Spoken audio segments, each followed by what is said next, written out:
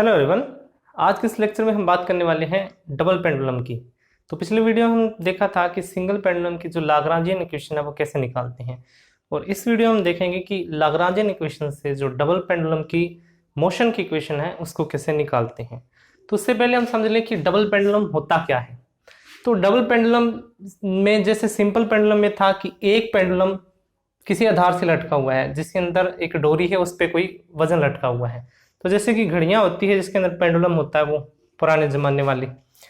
अब इसके अंदर क्या हुआ, वो पेंडुलम तो था ही, उसके साथ एक और पेंडुलम जोड़ दिया उसके नीचे, तो ये बन गया डबल पेंडुलम। इसी तरह ट्रिपल, 4, 5 इस तरह अनंत तक भी जोड़ सकते हैं, पर इतना कॉम्प्लेक्स कौन लेगा। तो हम मान रहे हैं यहाँ कि हमारे पास एक मास लेस जो ये स्ट्रिंग्स है, ये मास लेस है, मतलब इनका कोई वजन नहीं है, जिनकी लेंथ है L1 और L2। हमारे पास दो द्रव्यमान है M1 और M2। ये लटके हैं एक ऐसे आधार पे जिसके लिए जो कोऑर्डिनेट हमने लिए हैं वो है कुछ इस तरह से, यानी कि इस डायरेक्शन के अंदर x पॉजिटिव और इस डायरेक्शन के अंदर y पॉजिटिव, और हमारी केस में जो y है वो नीचे की तरफ है और ये हो जाएगा नेगेटिव। तो यहाँ पहले ही देख लें कि जो हमारी x के लिए कंपोनेंट होंगे सारे पॉजिटिव होंगे और y के लिए जो होंगे वो नेगेटिव होंगे। तो यहाँ हमारे पास जो एंगल है वो है θ1 और θ2। ठीक है, तो हर चीज डबल होने वाली है, जो भी इक्वेशन बनेगी वो डबल बनेगी। सिंपल के अंदर एक एक बनती थी, इसके अंदर हर चीज डबल हो जाएगी।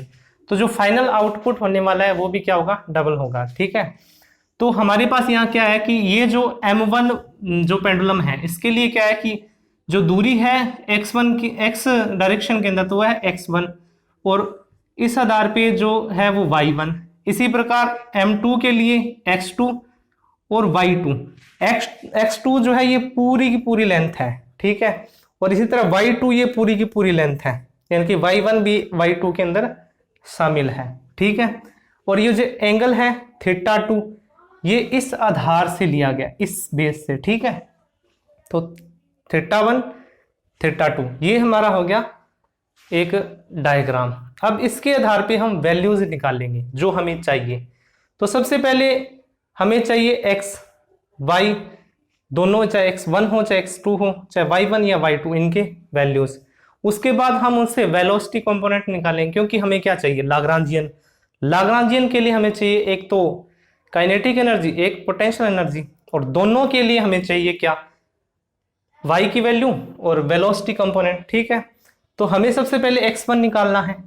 तो x1 हम निकालेंगे, सिंपल ज्योमेट्री है 10वीं 12वीं की, कि जब हम थीटा हमारे पास हो, एक ट्राइंगल दिया हो, तो हमें ये पता है कि थीटा के सामने का जो भी अक्ष होगा वो क्या होगा, लंब होगा, और लंब, और ये होगा आधार, और ये होगा कर्ण। इस आधार पे हम इन दोनों ट्राइंगल के अंदर क्या करेंगे, θ1 और ये बाकी के जो कंपोनेंट है उनके बीच रिलेशन निकालेंगे। तो जियोमेट्री के अंदर रिलेशन यही है कि जब हम y को निकालेंगे तो y के लिए जो आती है वो कोस थीटा के अंदर, और x के लिए आती है वो आती है साइन थीटा के अंदर।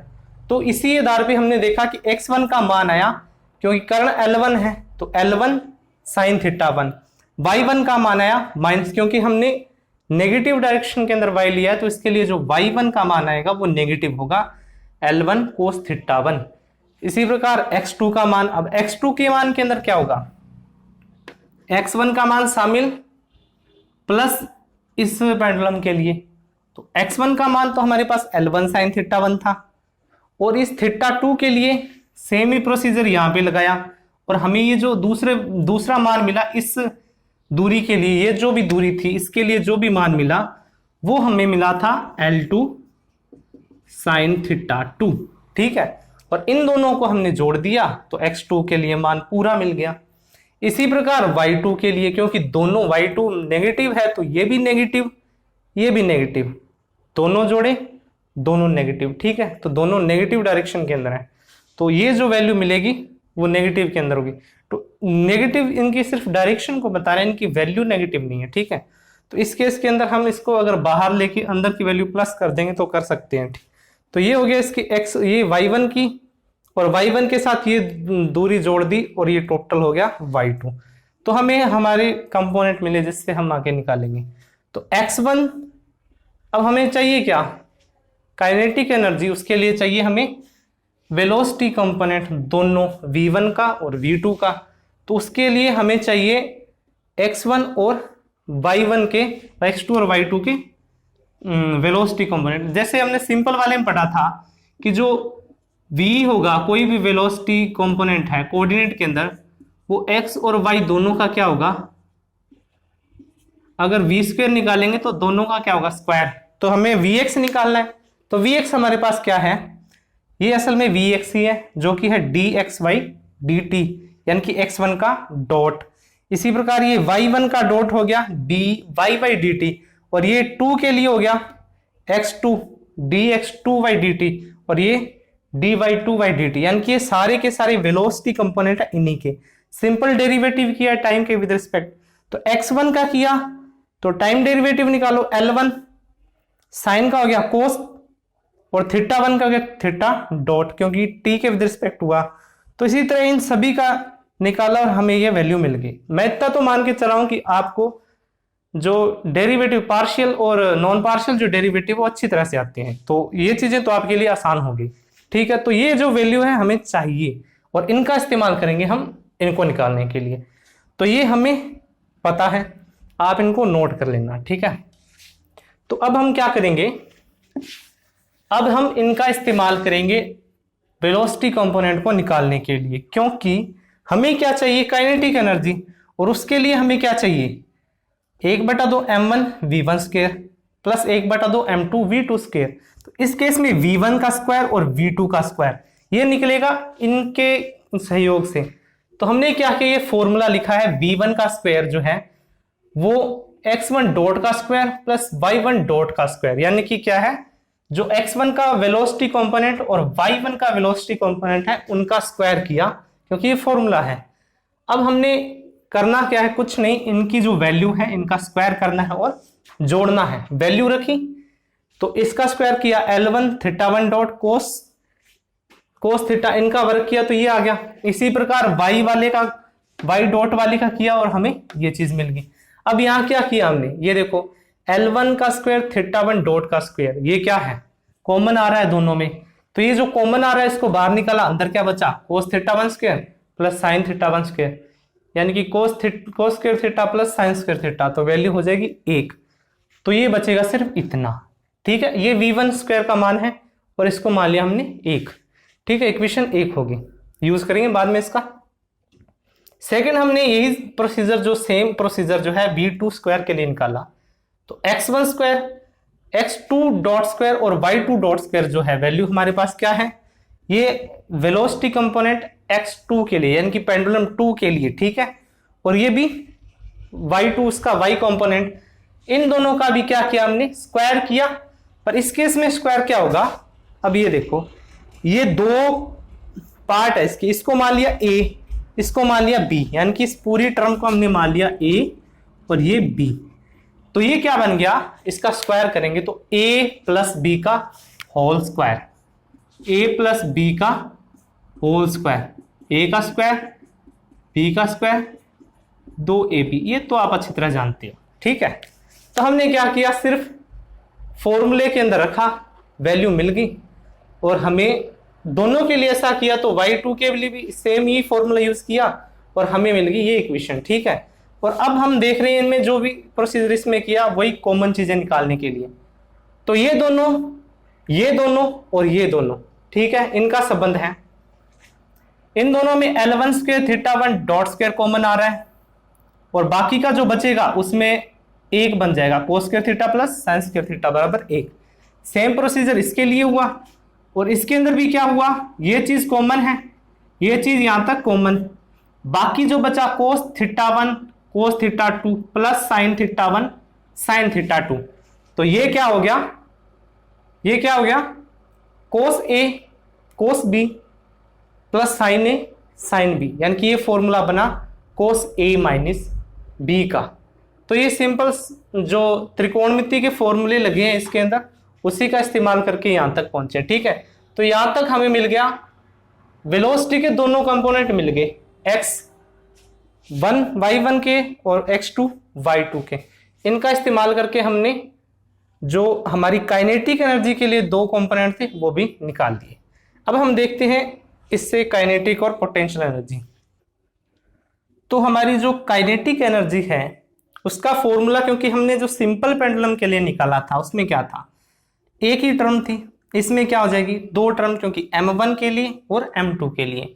तो हमने यहाँ क्या किया, सिंपली जो वैल्यू v1 की हमने यहाँ से निकाली v1 स्क्वायर की, और यहाँ से जो निकाली v2 स्क्वायर की, वो दोनों क्या रख दी इक्वेशन के अंदर, और कुछ नहीं किया। तो हमने ये इक्वेशन एज इट इज रखी है, सिर्फ वैल्यूज रखी है इसके अंदर, ठीक है।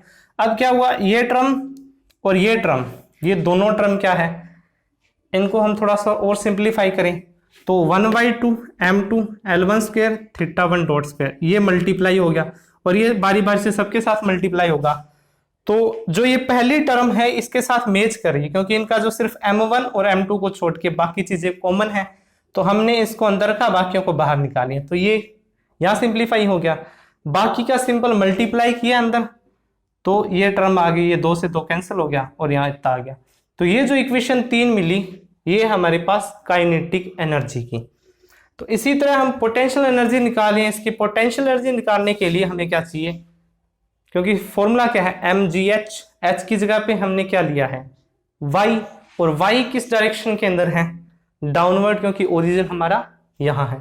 तो उस केस के अंदर क्या हुआ है, m1g y1 plus m2g y2, क्योंकि दोनों के लिए है। तो हमने m1 और g ये तो सेम है, y1 का मान यहां से लिया -L1 cos θ1, -L1 cos θ1, ठीक है। और ये हो गया, प्लस का निशान था, और हमारे पास y2 लेना है, और y2 है हमारे पास ये, ठीक है, y2 है हमारे पास ये। इसके अंदर दोनों नेगेटिव हैं, तो ये निशान भी दोनों नेगेटिव होंगे, क्योंकि ये चीज बारी बारी से दोनों के साथ में क्या होगी, गुना होगी, ठीक है। तो हमें मिल गया m2g L1 cos θ1 और -m2g L2 cos θ2। इसको थोड़ा सिंप्लीफाई किया, क्योंकि ये टर्म जो है gL1 cos θ1 दोनों में क्या है, कॉमन, तो माइनस भी कॉमन आ गया बाहर, m1 plus m2 gL1 cos θ1, और ये टर्म ऐसे की ऐसे।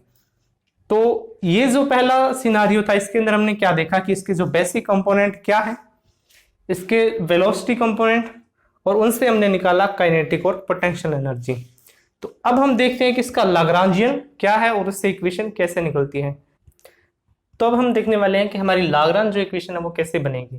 तो उससे पहले हमारा जो लाग्रांजियन है वो होता है kinetic energy minus potential energy. तो इसमें हमने क्या किया कि जो काइनेटिक एनर्जी हमने निकाली है उसको सिंपली यहाँ पुट किया, तो ये है काइनेटिक एनर्जी जो हमने पहले निकाली, और ये है पोटेंशियल एनर्जी। इस केस में हमारे पास था यहाँ माइनस, तो हमें जो पोटेंशियल एनर्जी मिली थी वो दोनों माइनस की टर्म में थी, तो वो माइनस यहाँ से क्या हो जाएगा, प्लस हो जाएगा, और बाकी की चीजें एज इट इज है।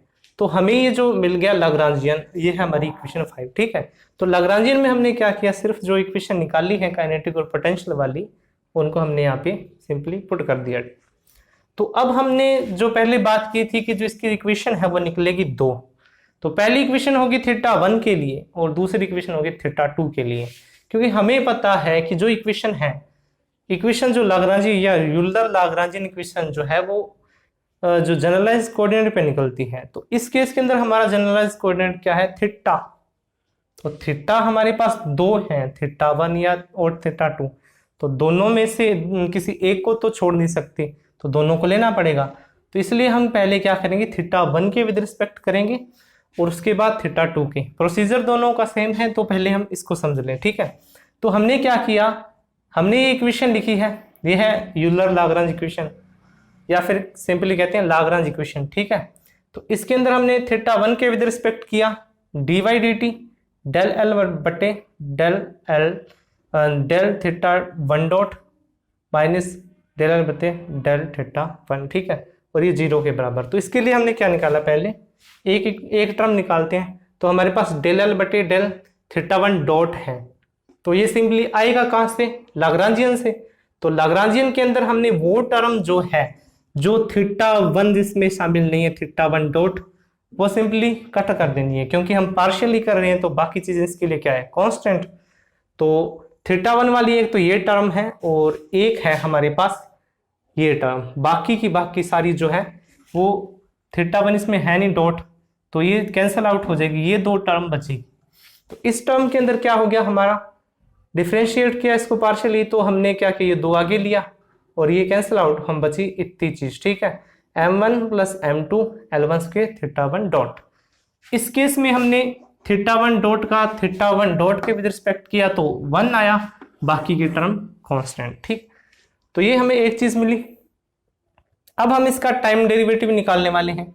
तो टाइम डेरिवेटिव के अंदर हमें जिसके रिस्पेक्ट में कर रहे हैं कि t के विद रिस्पेक्ट करें तो बाकी चीजें सब शामिल होंगी इसके अंदर, थीटा 1 भी, थीटा डॉट भी, और वो टाइम डेरिवेटिव का उन चीजों का, ठीक है।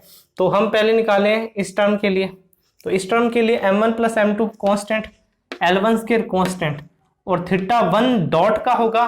तो टाइम डेरिवेटिव पहले हो रखा है, इसका मतलब एक डॉट है, दोबारा करेंगे तो यहाँ कितना आ जाएगा, 2 डॉट, यानी कि d2 थीटा 1 बटे dt2, और ये आ गया हमारे पास डबल डॉट वाला, ये रहा, ठीक है। उसके बाद हम क्या करेंगे, इस टर्म का करेंगे।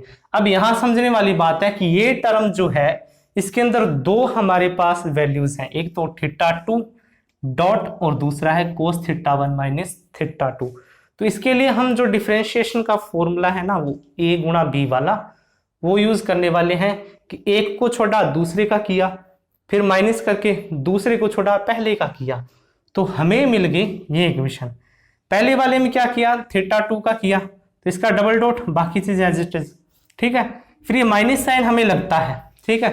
अब एक बार इसको ऐसे रख लो, ठीक है, एक बार इसको ऐसे रख लो, इस कंडीशन में ये चीज होगी माइनस, ठीक है।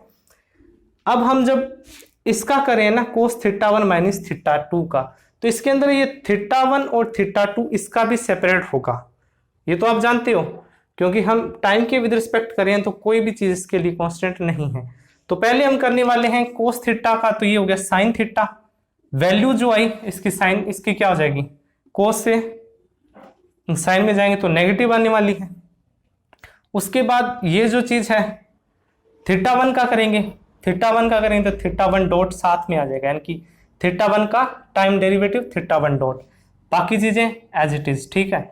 इसके अंदर क्या करेंगे, थीटा 1 को छोड़ेंगे, इसके अंदर करेंगे थीटा 2 का, और जो थीटा 2 पहले था उसके साथ ये गुना हो जाएगा, थीटा 2 डॉट स्क्वायर हो जाएगा, और ये जब बाहर वाला नेगेटिव साइन अंदर आएगा तो ये वैल्यू क्या हो जाएगी, पॉजिटिव हो जाएगी। तो इस केस के अंदर हमें ये जो इक्वेशन मिली वो ये थी।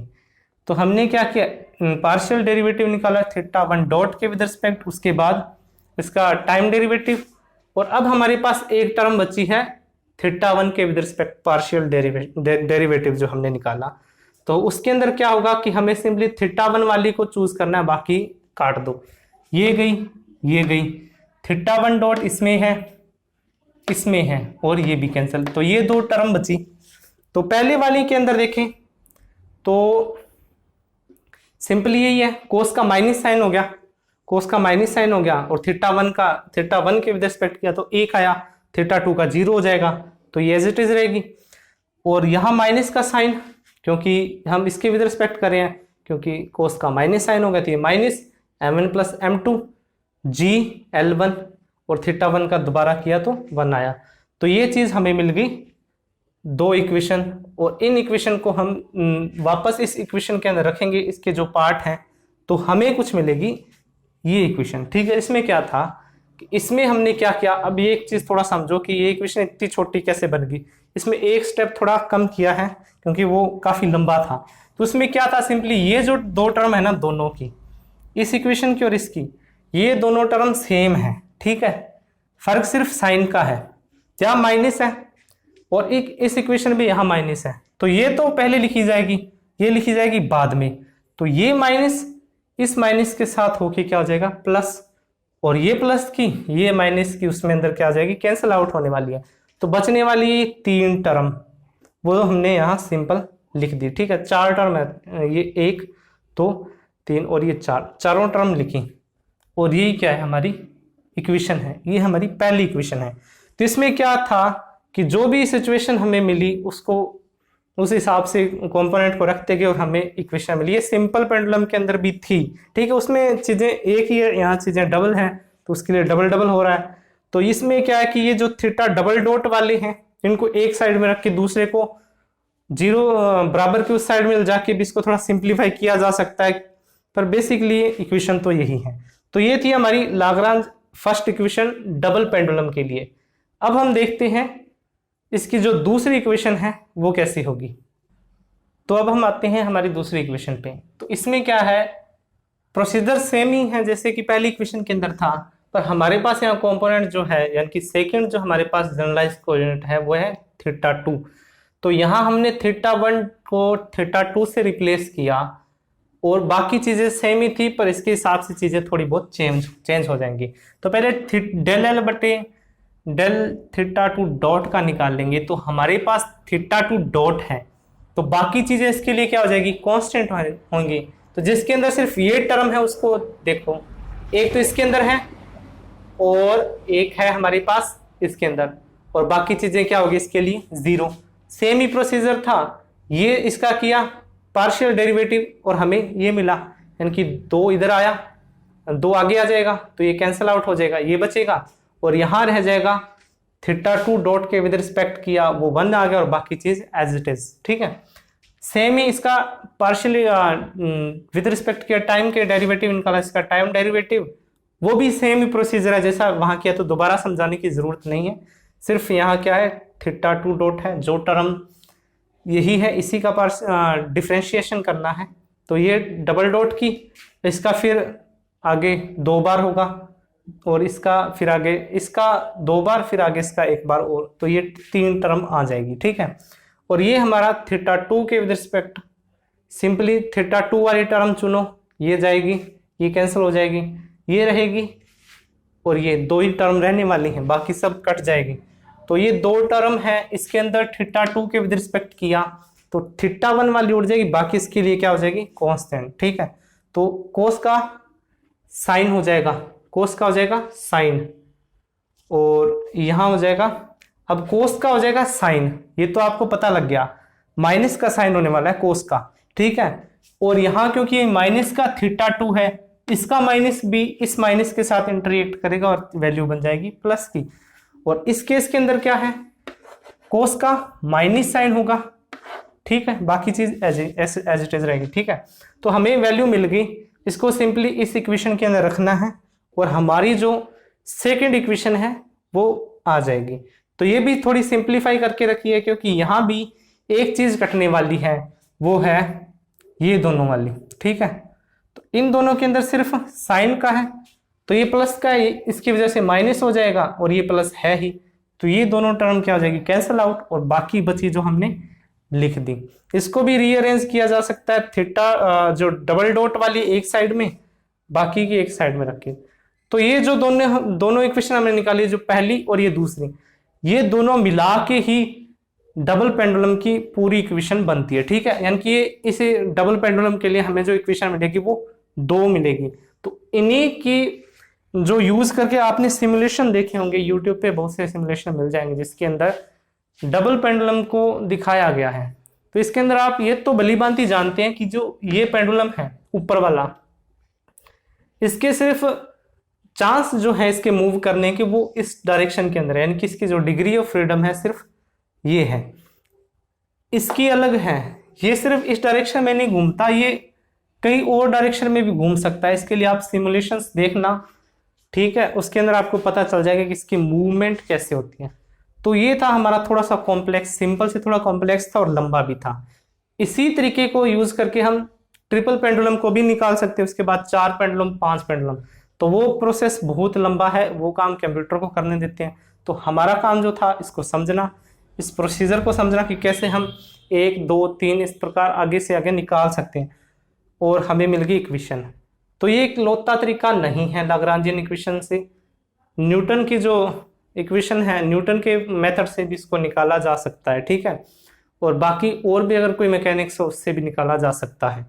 तो ये जो भी पूरा वीडियो आपने देखा है, इसके अंदर अगर आपको कोई भी चीज़ अच्छी लगी हो तो वीडियो को लाइक करें, सब्सक्राइब करें और बने रहें हमारे साथ स्टडी फिजिक्स के साथ। और इस तरह की जो कॉम्प्लेक्स मेथडोलॉजी है फिजिक्स की, उसको ऐसे ही हल करेंगे।